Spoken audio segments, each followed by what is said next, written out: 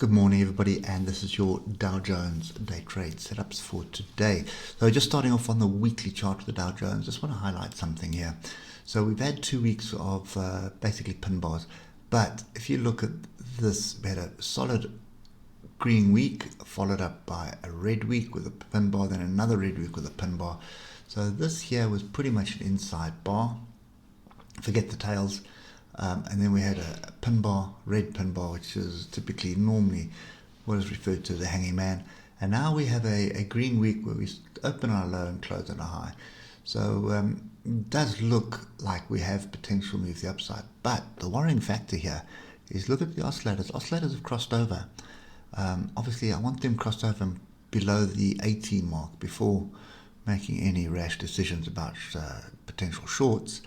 But at the moment on the weekly, that's not a healthy picture. It's a very weak bull setup.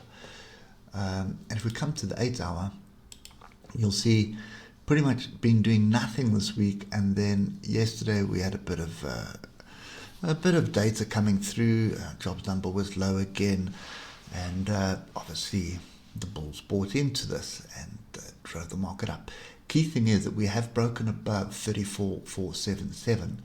And I wouldn't be too surprised to see the next round number be the magnet. I'm just going to leave it there, otherwise I'll be fiddling all day. And that's at 34,500.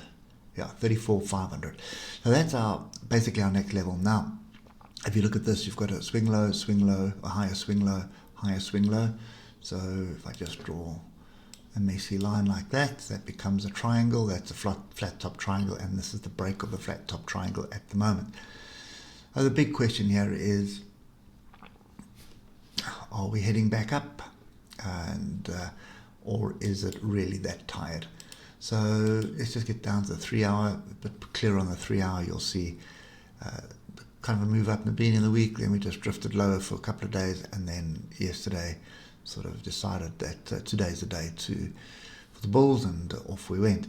Now, looking at the hour, you can see there's the data coming through, and then the pullback. That's kind of where the cash market closed, and then after hours we had this little bar. So the cash market closed below 34,500. Very similar situation to the S&P. S&P's level is 4,200. So yeah, I think I'm not convinced of this little melt up here at all.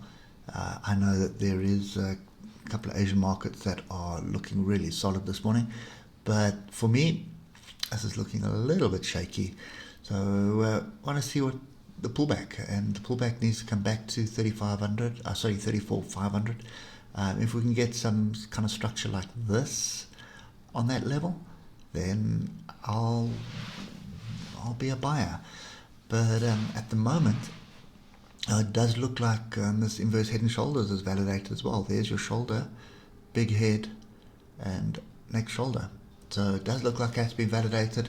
So trend is up. You should be trading with a trend, but just be wary. The high time frames are really looking weak. There's no really strong bullish setup on the weekly, monthly, and I don't even think on the daily, to be honest. Let me just check. Daily we're still okay. So daily the oscillators are still kind of okay, but yeah.